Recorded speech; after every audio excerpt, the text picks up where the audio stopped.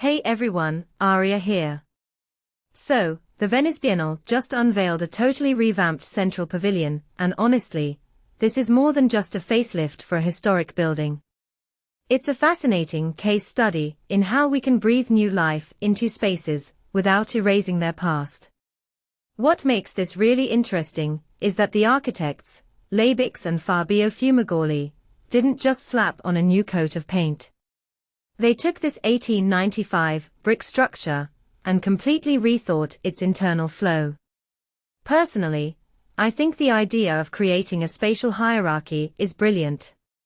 It's about guiding people through the space in a way that makes sense, celebrating the building's history, while also making it super accessible for modern visitors.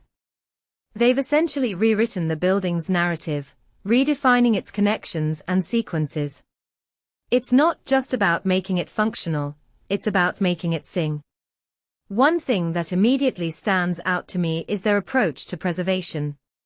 They used what they call a stratigraphic approach, which sounds fancy, but what it means is they looked at the building's history like layers of paint or geological strata. They preserved the memory of each construction phase, but crucially, stripped away anything that felt tacked on or out of place. This isn't about being a museum piece, it's about selective curation of history. In my opinion, this is where reuse becomes a truly creative act, not just a nostalgic one.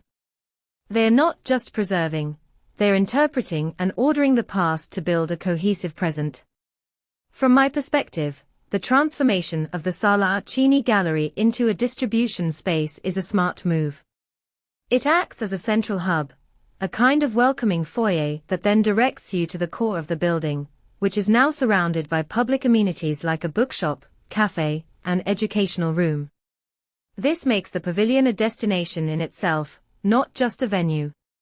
What many people don't realize is how crucial these transitional spaces are for the overall visitor experience.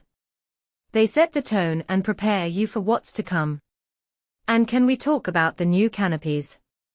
Drawing inspiration from Venetian Altaine, those wooden roof terraces, they've added these slender, charred laminated wood structures.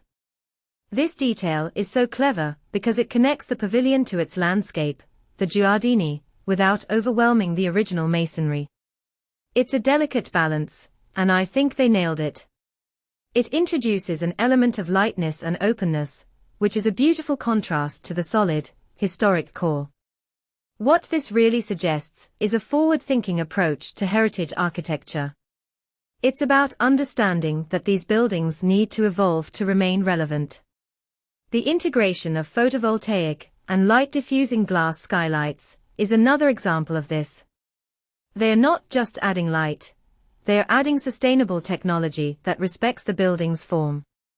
And hiding the technical systems behind walls. Pure genius for maintaining that clean, uncluttered aesthetic that lets the art and architecture shine. This whole project, funded by the Italian government as part of their recovery plan, really highlights the potential for thoughtful renovation. It's a reminder that we can honor the past while embracing the future. It makes me wonder what other historic buildings could benefit from this kind of intelligent, creative intervention. What do you think? Let me know in the comments below.